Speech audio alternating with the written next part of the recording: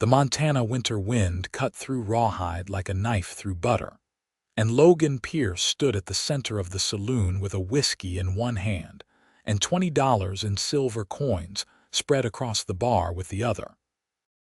His ranch foreman, Sam Tucker, had just made the stupidest bet anyone had heard in years, that no woman would last even one winter season out at Logan's remote cattle ranch in the Beartooth Mountains, and if one did, Logan would have to marry her. It was December of 1873, and Logan was 31 years old, weathered by the Montana elements and hardened by loss. His wife had died 3 winters back trying to birth their first child, neither of them surviving the ordeal. The ranch house sat 15 miles from town, accessible only by a treacherous mountain pass that became nearly impassable once the heavy snows came. Logan had sworn off women entirely after burying Martha, throwing himself into his cattle operation with a determination that bordered on obsession. "You are all being ridiculous," Logan said, his voice carrying that particular roughness that came from shouting orders across windswept ranges. "I am not looking for a wife, and even if I was, no sensible woman would agree to such foolishness." Sam leaned against the bar, grinning like he had found gold in his coffee. "That is exactly my point, Logan. Your place is too harsh, too isolated. You live like a hermit up there with just those 2 ranch hands of yours. A woman needs society, needs other women to talk to, needs a town nearby. Your spread is beautiful in summer, I will give you that, but come winter it is like being trapped in a frozen hell." The other men in the saloon murmured their agreement. Logan was about to respond when the door swung open, letting in a blast of frigid air along with a woman who looked like she had been dragged through every hardship the frontier could offer. Her name was Lily Winters, and she had arrived in Rawhide 3 days prior on the stagecoach from Fort Benton, carrying everything she owned in a single worn carpetbag. She was 24 years old with hair the color of autumn wheat and eyes that held the kind of determination that came from surviving things that would have broken weaker souls. Her dress was clean but mended in several places, and her boots had seen better days. "Excuse me," she said, her voice clear despite the obvious exhaustion in her frame. "I heard someone in here might be looking for help at a ranch. I can cook, clean, tend animals, and I am not afraid of hard work." The saloon went quiet. Logan turned to look at her fully, taking in the straight spine and the lifted chin, the way her hands did not shake despite the cold that must have seeped into her bones. There was something about her that reminded him of a winter sparrow, small but impossibly resilient. "Madam, this is not really a conversation for a lady," Sam said, though his eyes had lit up with mischief. "I am not interested in what is appropriate for a lady," Lily replied. "I am interested in employment and a place to stay. I have been to every business in this town, and no one is hiring women for anything other than work I will not do." Logan understood her meaning immediately. Rawhide had 2 saloons and a brothel, and winter always brought desperate women to all 3. He respected that she was drawing a line, though he could see in her eyes that she was running out of options. "My ranch is 15 miles north," Logan said slowly, an idea forming that he knew he would regret. "The work would be cooking for me and 2 ranch hands, keeping the house, helping with the animals when needed. But miss, you need to understand something. Once the heavy snows come, you would be trapped there until spring thaw. No trips to town, no society, no escape if you change your mind." "That sounds perfect," Lily said immediately. Sam started laughing, slapping the bar with his palm. "Logan, you cannot be serious. This is not what I meant when I made that bet." "What bet?" Lily asked, her eyes narrowing. Logan shot Sam a warning look, but the damage was done. The foreman was already explaining the entire stupid wager, how he had bet that no woman could last a full winter at Logan's ranch, and if one did, Logan would have to marry her. Lily's expression did not change much, but Logan saw the calculation behind her eyes. She was weighing her options and clearly finding them limited. "How much are you paying?" she asked Logan directly. "Room and board plus $30 for the winter season," he replied. "Paid in full come spring. Make it 50 and I will take the job," Lily countered. "And I want it in writing that if I do last the winter, I get to choose whether or not any marriage happens. I will not be bartered like a horse." Logan found himself nodding before he fully thought it through. "Deal. But you need to understand how harsh it really is up there. We are snowed in for months. The wind howls so loud you cannot hear yourself think. The cold gets so deep that water freezes solid in the kitchen if you let the fire go out. We had a man go mad from the isolation 2 winters back." "I will manage," Lily said. "When do we leave?" They left the next morning, with Lily sitting beside Logan on the wagon bench as his 2 horses pulled them north toward the mountains. The sky was heavy with the promise of snow, and Logan knew they needed to reach the ranch before the next storm hit. Sam had loaned Lily a heavier coat, and she wore it wrapped tight around herself as they climbed higher into the foothills. "You never said why you needed work so badly," Logan commented after they had been traveling for over an hour in silence.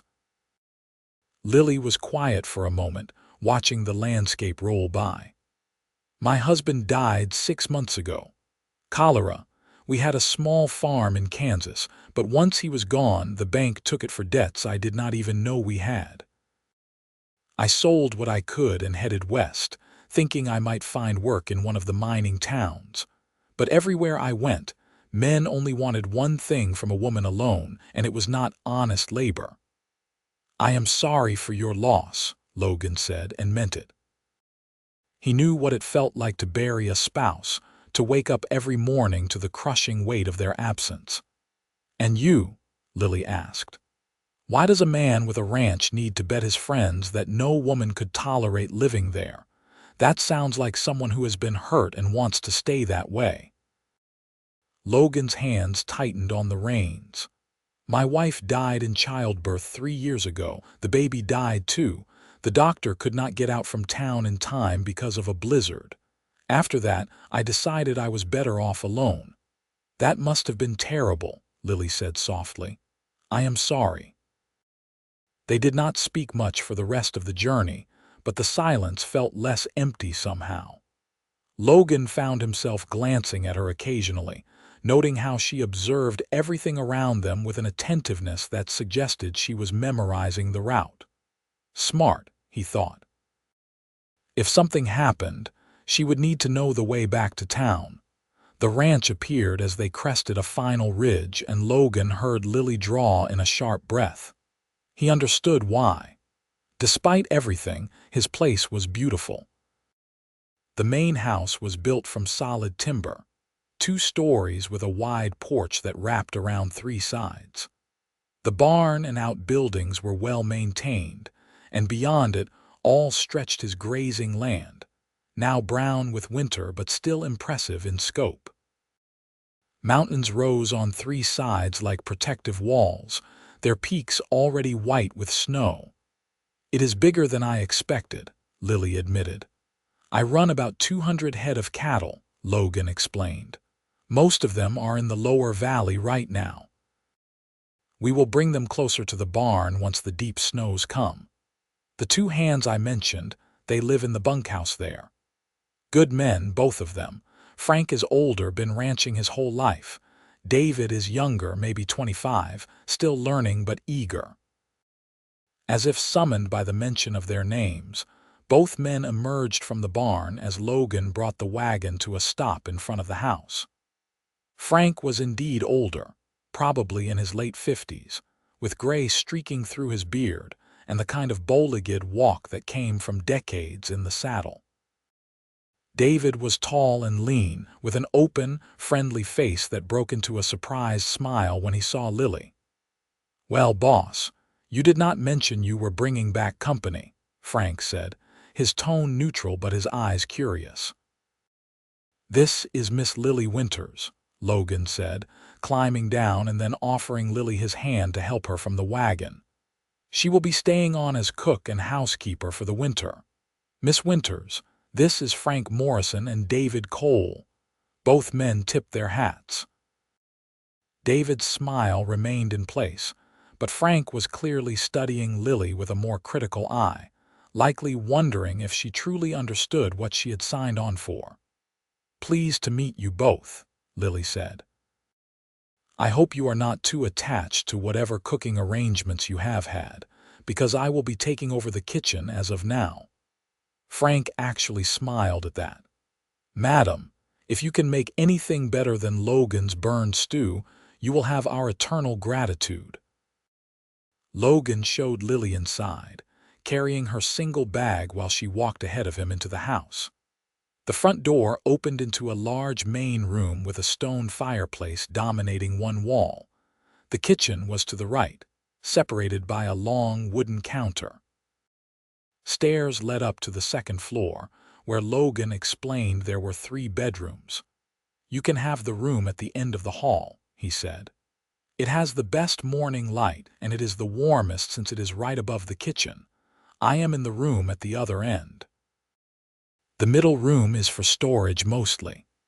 The house was clean but sparse, clearly the home of a man who had stopped caring about comfort or decoration.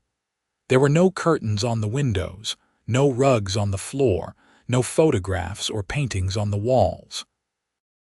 It felt empty in a way that had nothing to do with the furniture. "I will make us some supper," Lily said, setting down her bag and removing her coat. "If you could show me where you keep your supplies."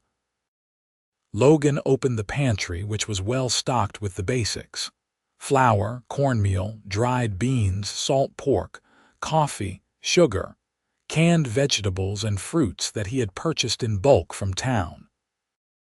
There was also a root cellar accessible through a door in the kitchen floor where he kept potatoes, onions, carrots, and apples. "We have chickens, so fresh eggs daily," he added. "The smokehouse has venison and beef. Frank keeps us in fresh game when he can." Lily nodded, already assessing what she had to work with. "This will do nicely. Go tend to your horses, and I will have food ready in an hour." Logan found himself dismissed from his own kitchen and oddly amused by it. He went back outside to unhitch the horses and settle them in the barn. Frank and David were there, forking hay into the stalls. "So," David said with barely contained curiosity. "A housekeeper. She needed work. We need someone who can cook," Logan replied, his tone making it clear the subject was not open for discussion. Frank, however, was not so easily deterred. "Does Sam know you actually found someone willing to try living out here all winter?" "It was his stupid idea in the first place," Logan muttered. "Though I think he thought he was proving a point, not actually finding me a wife." "Wife?" David's eyes went wide. "Did you marry her already?" "No, you fool. There was a bet that no woman could last the winter here. If she does, I am supposed to marry her. But we have agreed she gets to choose, come spring. Most likely she will take her pay and head somewhere more civilized." But even as Logan said it, he found himself doubting his own words. There was something about Lily that suggested she was not the type to run from challenges.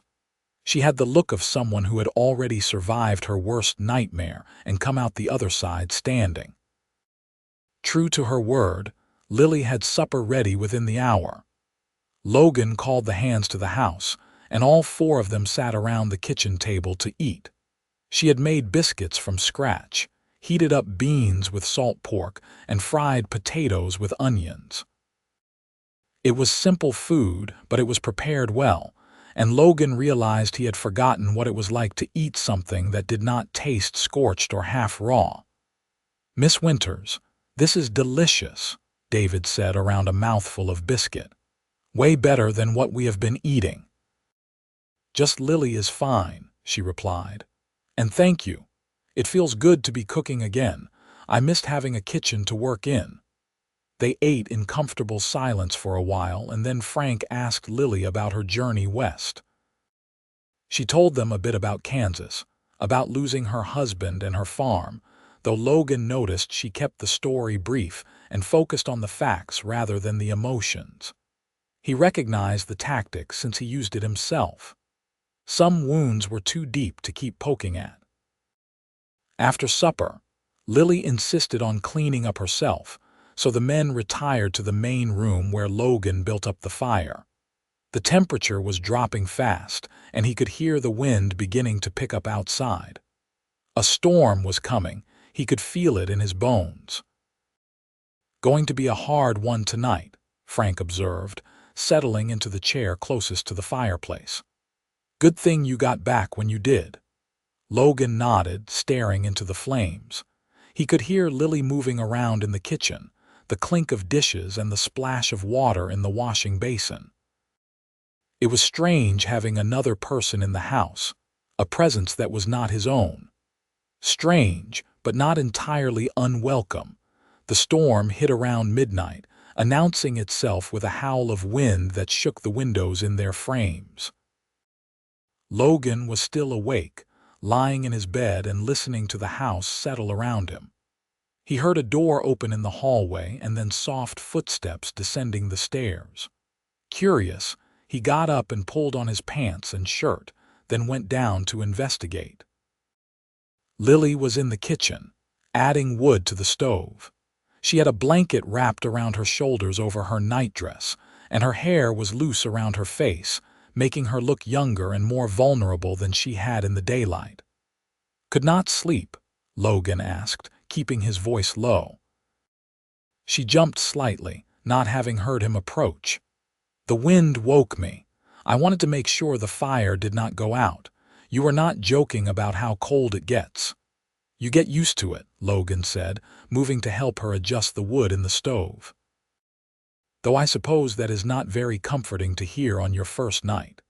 Lily smiled, and it was the first real smile he had seen from her.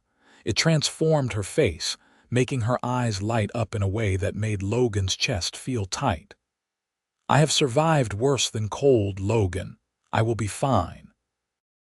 They stood there in the kitchen with the storm raging outside, and Logan realized this was the first time since Martha's death that he had stood in a quiet moment with a woman and felt something other than pain.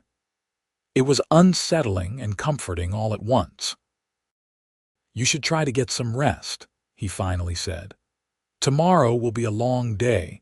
This storm will dump snow, and we will need to check on the cattle, make sure none of them got caught out in it." Lily nodded and headed back upstairs, her footsteps soft on the wooden steps. Logan stayed in the kitchen a while longer, listening to the wind and trying to understand what he was feeling. He had meant it when he said he was done with women, done with the risk of loss that came with caring. But there was something about Lily that made him want to reconsider, and that scared him more than he wanted to admit. The storm lasted 2 days, dumping 3 feet of snow and effectively cutting them off from the outside world. On the 3rd day, the wind finally died down and the sun came out, turning the landscape into a blinding expanse of white. Logan, Frank, and David spent the morning digging out the barn and checking on the livestock. They had lost 1 cow, an older animal that had wandered away from the herd and frozen during the night. Lily proved her worth immediately. She had hot food ready when they came in from their work, had kept the fires going throughout the house, and had even done the laundry despite the difficulty of drying it indoors.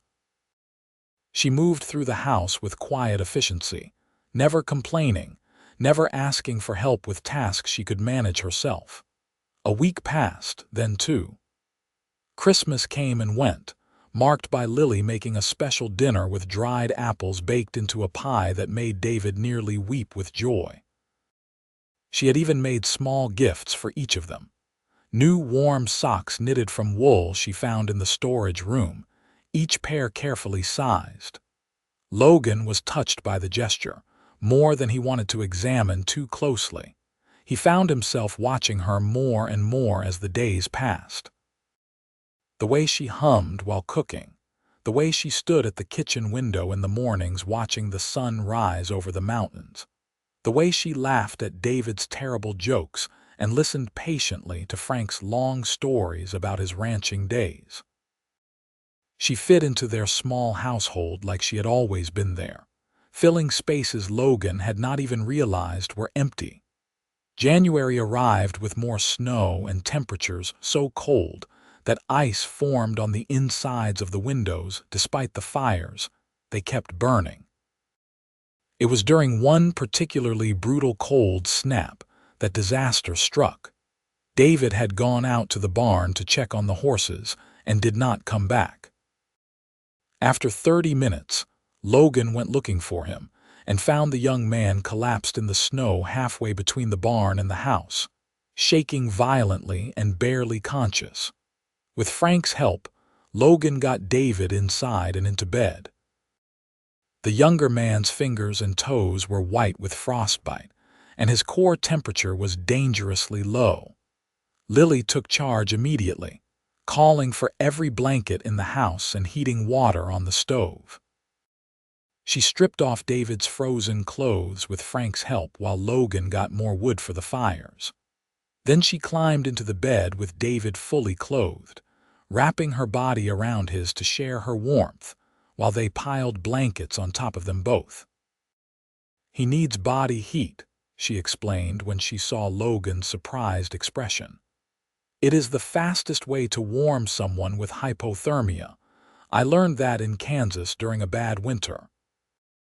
Logan helped Frank heat stones in the fireplace to place around David in the bed, wrapped in cloth so they would not burn him.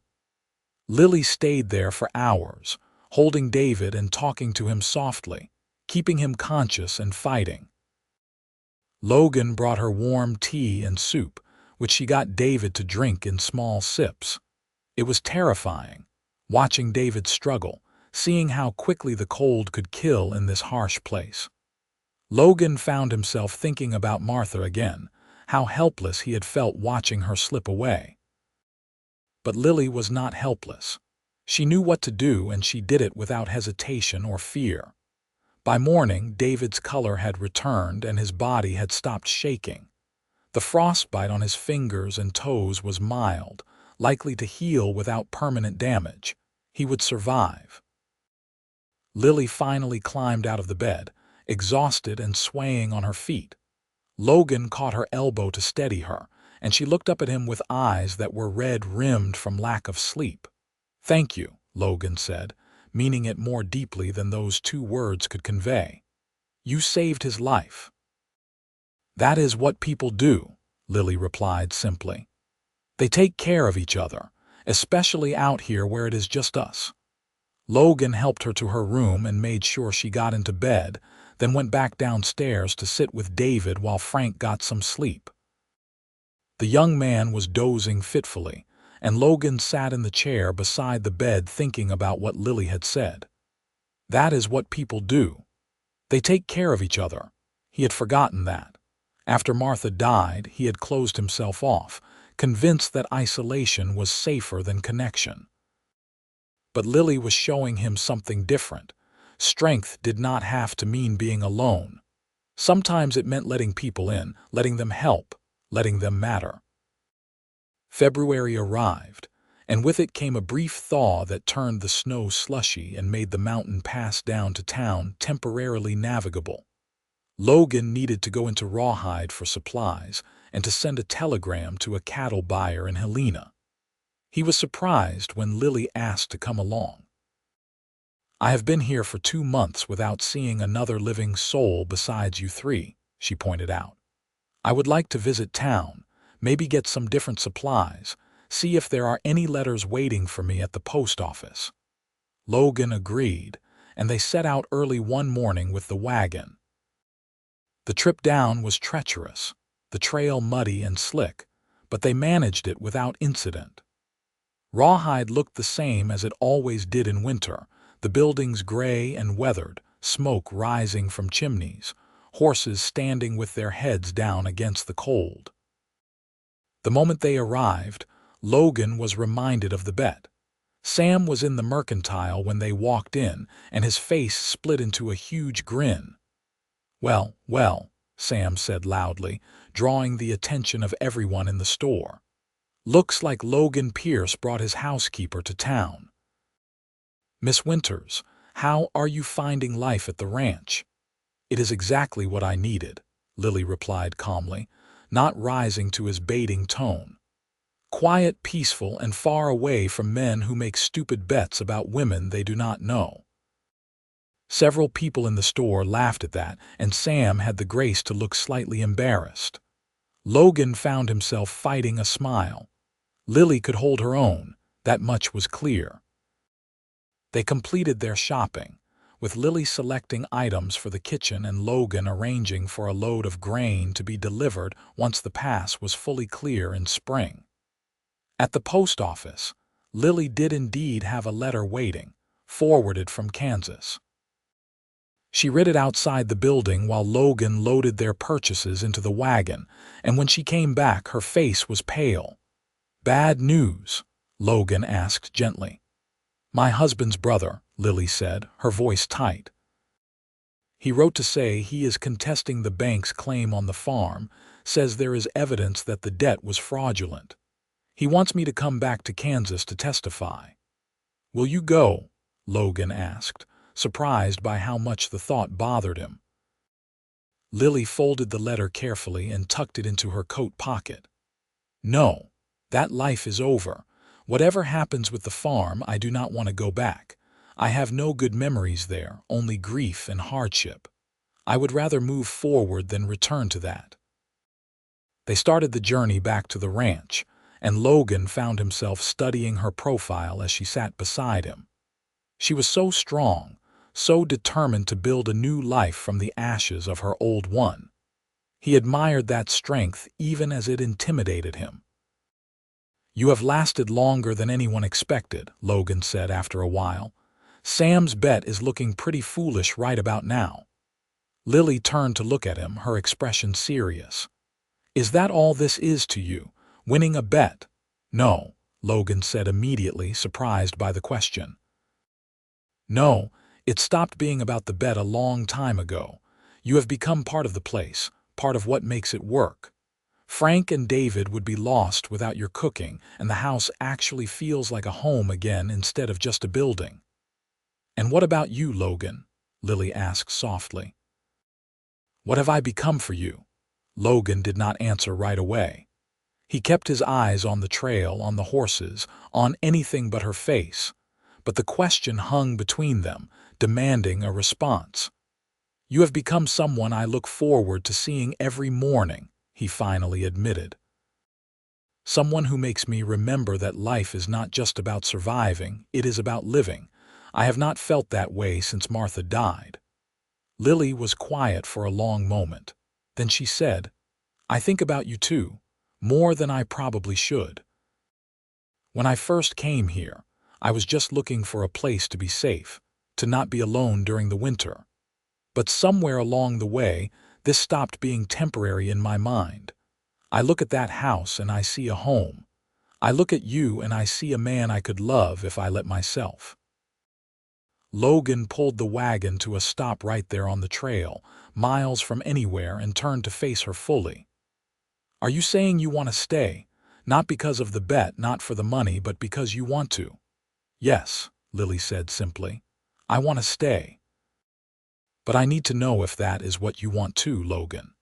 Because I have already had one marriage that was more about survival than love, and I will not do that again.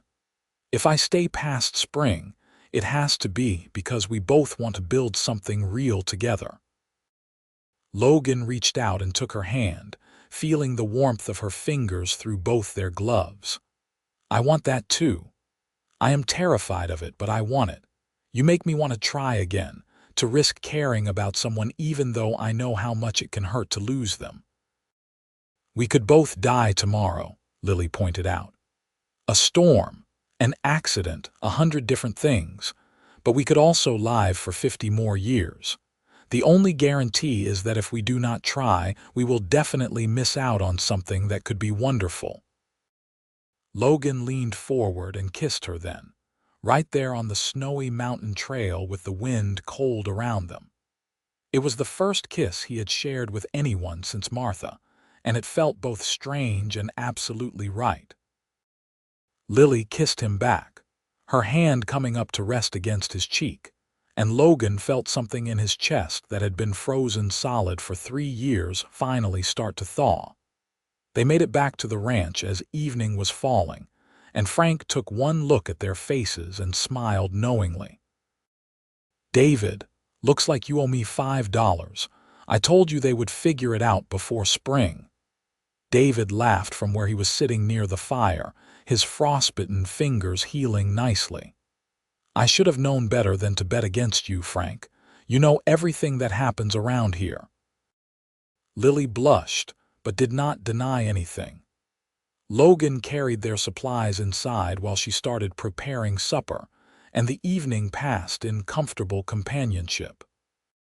But later, after the hands had gone back to the bunkhouse and the house was quiet, Logan found Lily in the kitchen again, staring out the window at the star-filled sky. "Having second thoughts?" he asked, coming to stand beside her. "No," Lily said. "Just thinking about how strange life is. 6 months ago, I was burying my husband and losing everything I had. Now I am in Montana, looking at mountains I never knew existed, falling in love with a man I just met. If someone had told me this would happen, I would never have believed them." "I am glad you are here," Logan said, wrapping his arms around her from behind. "I am glad you were stubborn enough to take a job that everyone said would break you." Lily leaned back against him, and they stood like that for a long time, just holding each other while the winter night deepened around them. Outside, wolves howled in the distance, and the wind rattled the windows, but inside they were warm and safe and beginning to hope. March arrived with more snow, but interspersed now with days of brilliant sunshine that made the icicles hanging from the roof sparkle like diamonds. The days were getting longer, and there was a feeling in the air that spring was coming, even if winter was not quite done with them yet. Logan and Lily grew closer with each passing day. They were careful, mindful of propriety with Frank and David in the bunkhouse. But there were stolen kisses in the barn, long conversations by the fireplace after everyone else had gone to bed, hands that found each other under the table during meals. Logan felt like a young man again, giddy and nervous and excited about the future. He had been so certain he would never feel this way again, that Martha's death had closed that door forever. But Lily had opened it, not by replacing what he had lost, but by offering something new and different. He loved Martha's memory, always would, but Lily was his present and his future, and he was ready to embrace that. One evening in late March, as they sat by the fire after supper, Logan reached into his pocket and pulled out a small box. Inside was a ring, simple gold with a single small diamond. It had been his grandmother's, passed down through his family. "I know we have only known each other for a few months," Logan said, his heart pounding.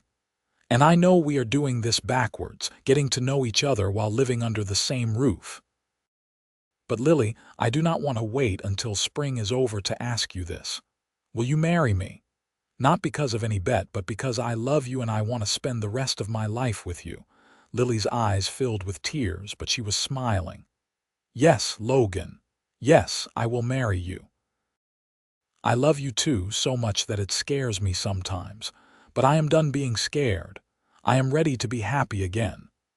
Logan slipped the ring onto her finger, and it fit perfectly, as if it had been made for her. They kissed, long and deep, sealing their promise to each other. When they finally pulled apart, they found Frank and David standing in the doorway, both grinning like fools. "Finally," Frank said. "Took you long enough, boss." "We were starting to think we would need to lock you two in a room together," David added.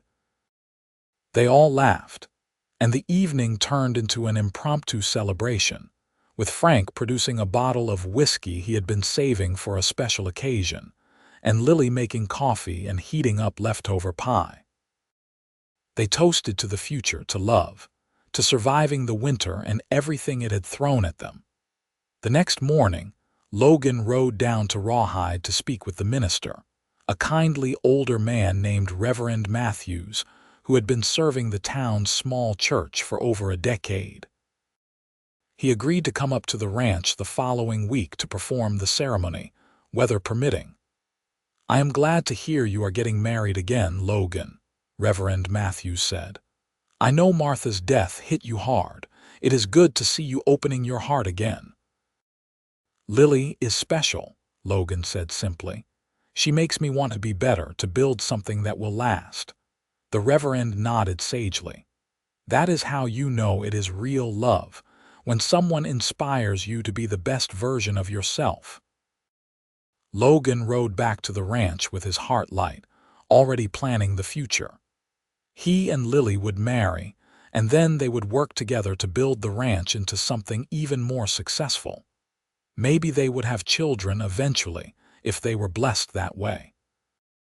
Maybe they would grow old together on this land, watching the seasons turn and the cattle graze and the mountains stand eternal around them.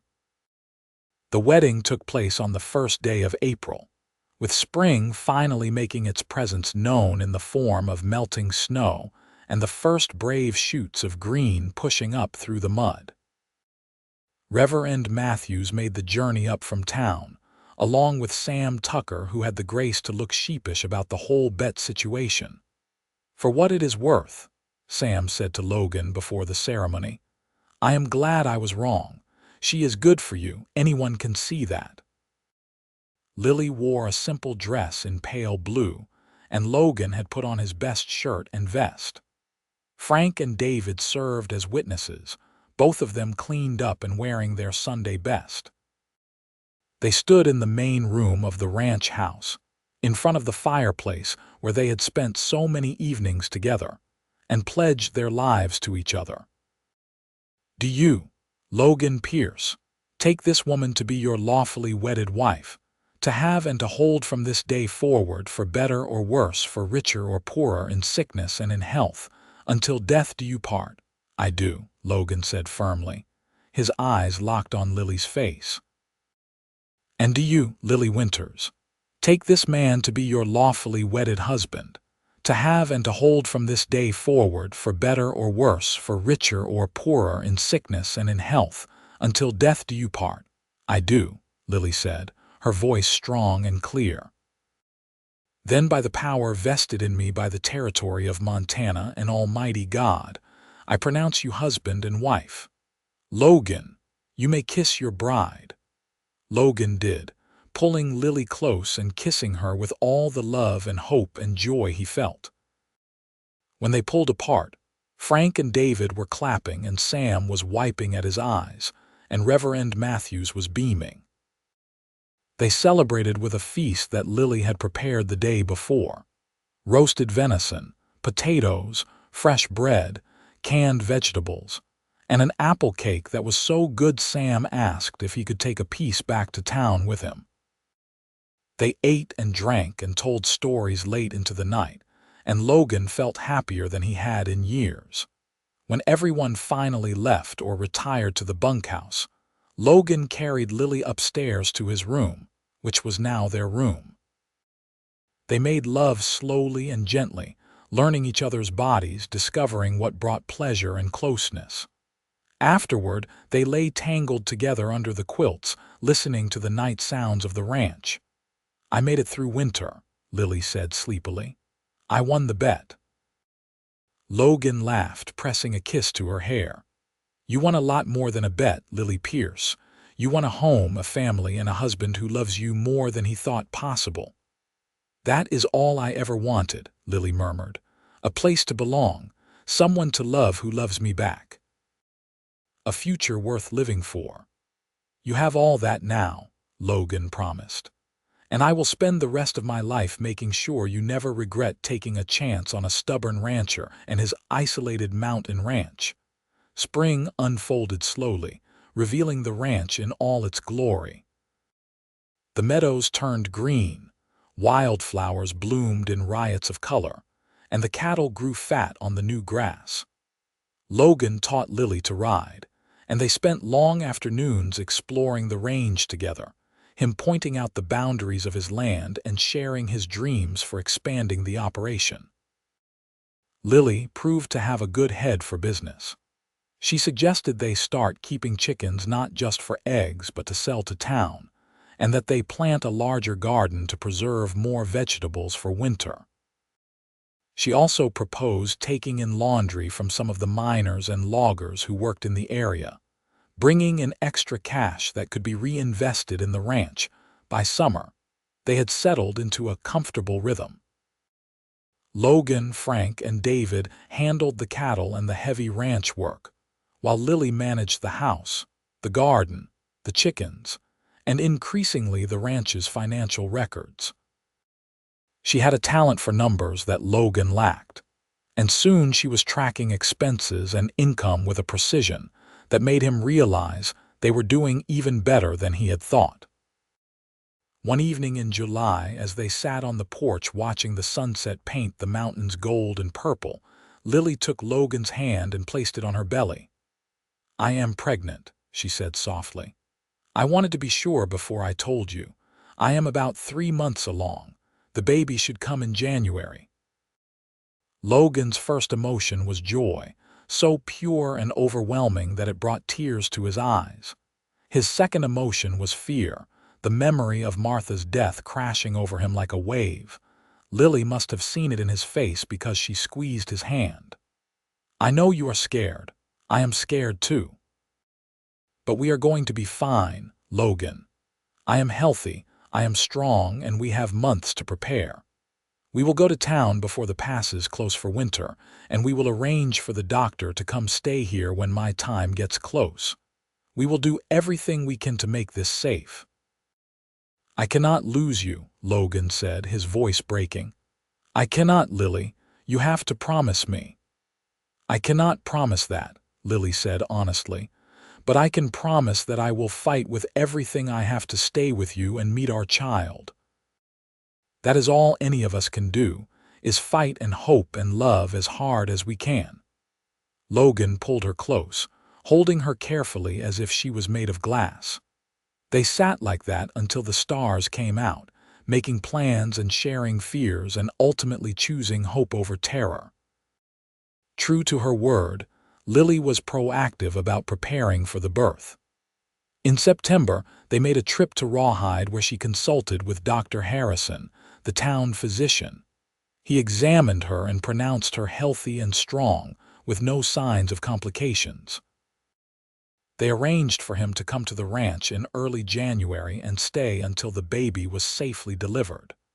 "I have delivered hundreds of babies," Dr. Harrison assured Logan, who was probably more nervous than Lily. "Your wife is young and healthy. There is no reason to think anything will go wrong." But Logan could not shake his fear entirely.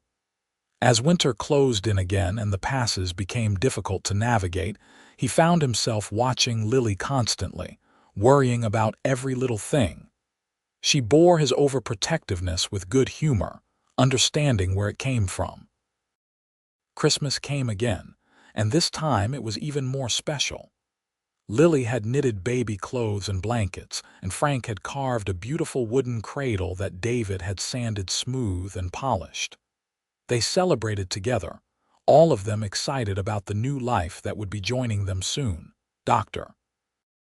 Harrison arrived in early January as planned, settling into the spare bedroom with his medical bag and a stack of books to keep himself occupied while they waited. Lily's contractions started on a cold morning in the 3rd week of January, and Logan felt his heart nearly stop. But Lily was calm, having prepared herself mentally for this moment.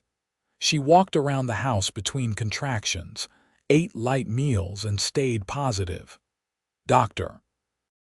Harrison monitored her carefully, and when the labor progressed to the point where she needed to lie down, Logan stayed by her side, holding her hand and whispering encouragement.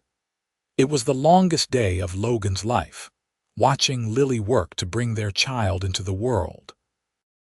She was so strong, so brave, even when the pain was clearly overwhelming. He had never loved her more than he did in those hours, seeing her fight for their baby's life. Finally, as evening was falling, the baby arrived with a strong cry that filled the house. "Doctor." Harrison held up the squirming, red-faced infant with a smile. "You have a son," he announced. "A big, healthy boy." Logan looked at Lily, who was exhausted and sweaty but smiling wider than he had ever seen. "Doctor." Harrison cleaned the baby quickly and placed him in Lily's arms, and Logan moved closer to see the tiny face of his son. "He is perfect," Lily whispered. "Logan, he is absolutely perfect." The baby had a tuft of dark hair like Logan's and his mother's blue eyes, though Dr. Harrison said they might change color in the coming months. He had tiny perfect fingers that wrapped around Logan's thumb when he offered it, and Logan felt his heart crack open with a love so fierce it was almost painful. "What should we name him?" Lily asked, looking up at Logan. "What about Lucas?" Logan suggested. "It was my grandfather's name. He was a good man, strong and kind." "Lucas Pierce," Lily said, testing it out. "I like it. Welcome to the world, Lucas."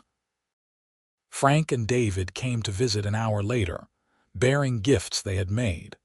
A small wooden horse from Frank and a soft knitted cap from David, who had apparently been learning to knit from Lily without Logan noticing. They cooed over the baby, both of them already acting like proud uncles. Dr. Harrison stayed for another week to make sure both Lily and Lucas were recovering well, then departed with his fee and a generous bonus from Logan for his care and patience. Once he was gone, the ranch settled into a new rhythm built around the baby's needs. Logan discovered that fatherhood was both terrifying and wonderful. Lucas was demanding, requiring feeding every few hours and diaper changes that Logan initially had no idea how to handle. But Lily was patient, teaching him how to hold the baby properly, how to soothe him when he cried, how to change and dress him without causing injury. As winter eased into spring and Lucas grew from a tiny newborn into a chubby, smiling infant, Logan felt his fear gradually transform into confidence. He could do this. They could do this. They were a family and they were strong. The years that followed were good ones.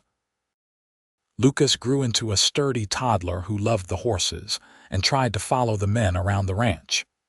When he was 3, Lily gave birth to twins. A girl they named Lily after her mother but called Lily Me to avoid confusion, and another boy they named Leon.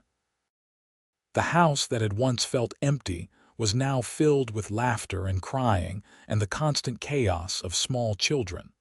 Logan expanded the ranch operations, buying more land and increasing his herd.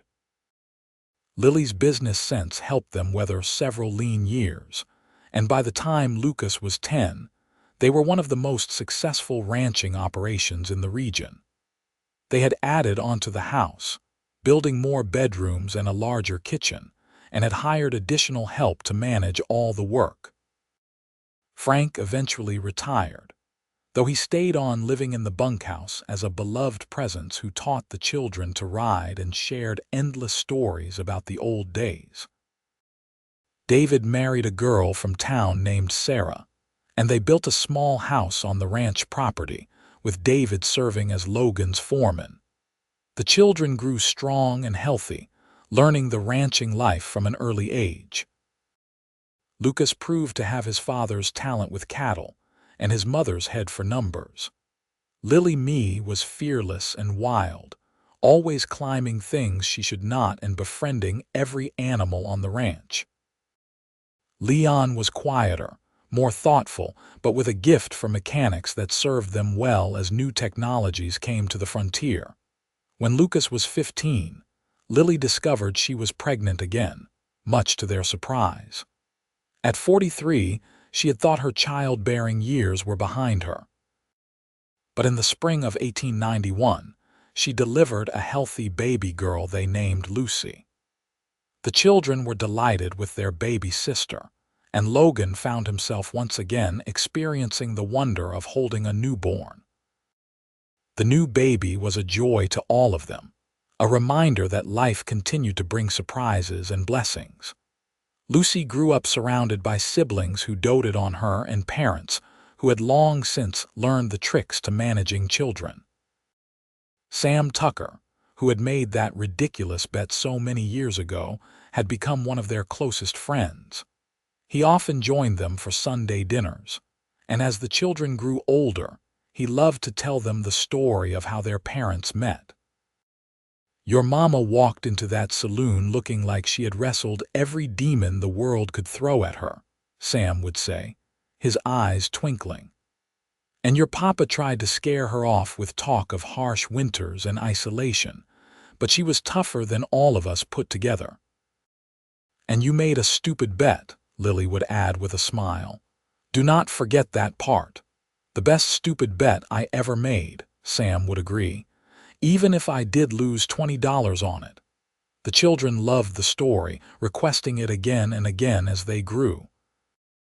It became part of the family lore, a testament to their mother's strength and their father's capacity to heal and love again. When Logan turned 60 in 1902, the family threw him a large celebration, inviting neighbors from surrounding ranches and friends from town. The house was packed with people, and Logan stood on the porch looking out at the land he had built his life on, feeling deeply satisfied. Lily came to stand beside him, her hair now streaked with gray but her eyes as bright as ever. They had been married for 29 years, and Logan loved her more with each passing day. "What are you thinking about?" Lily asked, slipping her hand into his. "How lucky I am," Logan replied. "How that winter you showed up was the best thing that ever happened to me." "You did not just last my winter, Lily. You became my forever." "We became each other's forever," Lily corrected. "I was lost when I came here, Logan. You gave me a home, a family, a purpose. You gave me everything I ever wanted but thought I had lost the right to have." They stood together watching the sun set over the mountains, the same mountains that had witnessed their first meeting, their wedding, the births of their children, and countless moments of joy and struggle. The ranch stretched around them, a legacy they would pass to their children and grandchildren, a testament to what two people could build when they chose love over fear. Lucas had already taken over much of the day-to-day operations of the ranch, with Leon helping on the mechanical side and Lily Mee proving surprisingly adept at managing the financial records. Lucy, at 11, was still finding her place, but she showed signs of having her mother's nurturing nature and might one day take over the household management. As the celebration continued inside, with music and laughter spilling out into the Montana evening, Logan pulled Lily close and kissed her forehead. "I love you," he said simply. "Thank you for taking a chance on a broken man and his isolated ranch." "You were never broken," Lily replied. "Just hurt, and I was never taking a chance. From the moment I saw this place, I knew I was home. From the moment I really talked to you, I knew you were the man I was meant to find." They returned to the party, joining their children and grandchildren, for Lucas had married young and already had 2 little ones of his own. The house was full of life and love, so different from the empty shell it had been that winter day when Lily first arrived. That night, after everyone had gone home or to bed, Logan and Lily climbed the stairs to their bedroom together. They moved slower now than they had in their youth, but the love between them burned as bright as ever. "You ever think about that bet?" Logan asked as they settled into bed. About how Sam thought no woman could last the winter here. Lily laughed softly. Sometimes. It is funny how something so foolish led to something so wonderful. I lasted the winter, but more importantly, I found my home and my love. The bet was just the excuse that brought us together. I am glad Sam was a fool, Logan said, pulling her close. I am glad you were desperate enough to take the job. I am glad for every moment, every hardship, every joy that brought us to this place. Me too, Lily murmured. I would do it all again in a heartbeat. They fell asleep together as they had every night for nearly 3 decades, wrapped in each other's arms and surrounded by the life they had built. Outside, the Montana wind whispered through the mountains, but inside they were warm and safe and deeply, completely happy. The years continued to pass, bringing their share of challenges and changes. Montana became a state in 1889, and the wild frontier slowly gave way to more settled civilization. But the ranch remained, a constant in an evolving world, and the Pierce family remained at its heart. When Logan was 75, he finally allowed Lucas to take over completely, though he still walked the property every day, checking on the cattle and the land with the same care he had always shown. Lily remained active in the household, teaching her granddaughters to cook and sew, and sharing stories of the old days when the ranch was young, and the winters seemed endless. They celebrated their 50th wedding anniversary in 1904 with a gathering even larger than Logan's 60th birthday party. People came from all over the territory to honor them, including several families whose lives had been touched by their generosity over the years. Logan and Lily had never been wealthy in terms of money, but they were rich in community and love. At the party, Sam Tucker, now an old man himself, stood to give a toast. 50 years ago, I made what everyone thought was the stupidest bet of my life, Sam said, his voice carrying across the gathered crowd. I bet that no woman could last a winter at Logan Pierce's ranch. And then this slip of a girl showed up, looking like she had already survived everything the world could throw at her, and she proved me wrong in the best possible way. He raised his glass toward Lily and Logan, who sat together at the head table. She did not just last one winter. She lasted 50 winters and counting. She did not just survive. She thrived, and in doing so, she saved a good man from a life of loneliness and gave us all an example of what real strength and love look like. To Logan and Lily Pierce, may they have 50 more years together. The crowd erupted in cheers and applause, and Logan felt Lily's hand squeeze his under the table. He looked at her and saw tears in her eyes, but she was smiling. 50 more years might be pushing it, she whispered to him. But I will take every day God gives us together. Deal, Logan whispered back and kissed her right there in front of everyone. As the celebration continued around them, Logan reflected on the journey they had taken together. From that first desperate winter when Lily arrived with nothing but determination and a carpet bag, to this moment surrounded by children, grandchildren, and a community they had helped build. It had not always been easy. They had faced harsh winters, difficult calving seasons, financial struggles, and personal losses. Frank had passed away 5 years earlier, and they still felt his absence keenly. But through it all, they had each other. Lily had kept her promise to fight and hope and love as hard as she could, and Logan had learned to open his heart again, to risk the pain of loss for the joy of connection. Their story became legendary in Rawhide and the surrounding ranches. Young couples would seek them out for advice, and Logan and Lily were always happy to share what they had learned. Their main message was simple. Love required both strength and vulnerability, courage and compromise, independence and partnership. The winter did not make our relationship, Lily would tell young brides. It just revealed what was already there. Logan and I both needed each other, and we were both willing to work for what we wanted. That is what made us last. And choose someone who makes you want to be better, Logan would add. Someone who sees your flaws and loves you anyway, but also challenges you to grow. When Logan was 81, his heart finally began to fail.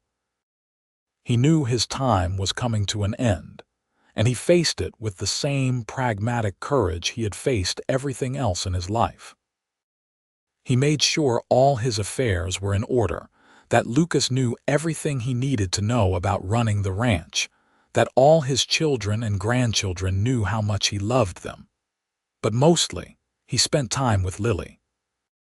They sat on the porch together watching the mountains, walked slowly through the pastures where cattle grazed, and lay in bed talking about the life they had shared. "I am not ready to let you go," Lily admitted one night, her voice thick with tears. "I know that is selfish, but I am not ready." "I am not ready to go either," Logan replied, holding her close. "But we have had 53 years together, Lily. That is more than most people get. We have children and grandchildren who love us, a ranch that will continue long after we are gone, and a love story that people will talk about for generations. Promise me you will be waiting," Lily said. "Wherever we go after this, promise me you will wait for me." "I promise," Logan said. "Though you better not take too long. I will get bored without you." Lily laughed through her tears, and they held each other as the night deepened around them. Logan passed away peacefully in his sleep 3 days later, with Lily lying beside him. The family gathered for a funeral that brought people from all over Montana, all of them wanting to pay their respects to a man who had been a pillar of the community, and a symbol of what the frontier could build. They buried him on a hillside overlooking the ranch, with a view of the mountains he had loved. The headstone reads simply, "Logan Pierce, beloved husband, father, and rancher." He built a legacy of love. Lily lived for another 4 years after Logan's death, remaining active and involved with the ranch and her family. She never remarried, saying that she had already had her great love and did not need another. She spent her days with her grandchildren and great-grandchildren, teaching them the skills she had learned and sharing stories of Logan and their life together. She also wrote down their story, creating a detailed account of that first winter and the years that followed, wanting future generations to know how it all began. The manuscript became a treasured family heirloom, read and reread by Pierce descendants who wanted to understand their roots. When Lily finally passed away in 1911 at the age of 71, she was surrounded by family. Her last words were about Logan, saying she could see him waiting for her, and that he looked young and strong again. They buried her beside Logan on the hillside, and her headstone matched his. Lily Pierce, beloved wife, mother, and heart of the ranch. She lasted his winter and became his forever. The ranch continued to thrive for generations, always remaining in the Pierce family. Lucas's children took it over from him, and their children after them, each generation adding their own touches, but always honoring the legacy that Logan and Lily had created. The original ranch house, expanded and modernized over the years, remained standing. The bedroom where Lily and Logan had slept for 53 years was preserved as a kind of shrine, with their wedding photograph on the dresser and the quilt Lily had made during that first winter still on the bed. Every Pierce child grew up hearing the story of how their great-great-grandparents met, about the bet that had seemed so foolish but had brought two souls together. They learned about strength and resilience, about taking chances on love even when you were scared, about building something that would last. And on cold winter nights, when the Montana wind howled through the mountains and snow piled deep around the ranch house, The Pierce family would gather around the fire just as Logan and Lily once had, sharing stories and laughter and love. The ranch Logan had built and Lily had made into a home continued to shelter and nurture generation after generation, a testament to what they had created together. The bet that Sam Tucker had made in that rawhide saloon in 1873 had long since passed into legend, but its impact rippled forward through time. Lily had proven that she could last the winter, but more importantly, she had proven that love could bloom even in the harshest conditions, that two broken people could heal each other, and that forever was not just possible but achievable when you found the right person to share it with.